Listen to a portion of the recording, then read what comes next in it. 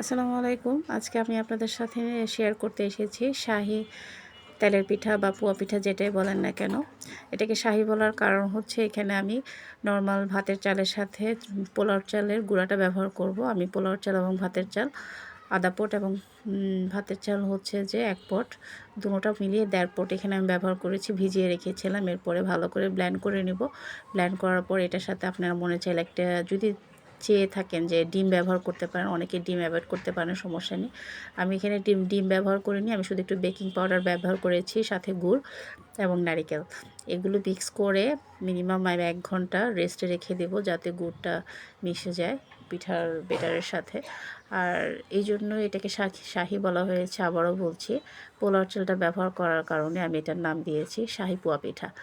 তো একটু বাসায় ট্রাই করে দেখবেন, মাশাআল্লাহ অনেক মজা হয় এই পিঠাটা। আমার বাসায় সবাই খুব পছন্দ করে। আর এটা আধা ঘন্টা পরে দেখবেন অনেকটা মিহি হয়ে একবারে আরও ঘন হয়ে যায়। আর এটাতে আমি একটু মেপে একটা কাপ ব্যবহার করে পিঠাটা বানাবেন যাতে একই সাইজের হয়ে থাকে, প্রত্যেকটা পিঠা যাতে একই মাপের হয়। তো কেমন হয়েছে জানাবেন। আর এভাবে বানানোর পরে যদি ভালো লাগে থাকে অবশ্যই আমাকে কমেন্টস করে জানাবেন। আর আমার ভিডিও যদি আপনাদের ভালো লেগে থাকে আর কোনো কিছু বুঝতে কষ্ট হলে অবশ্যই কমেন্টস করে জানাবেন। আর সাবস্ক্রাইব করবেন আর আমার সাথে থাকবেন সব সময়।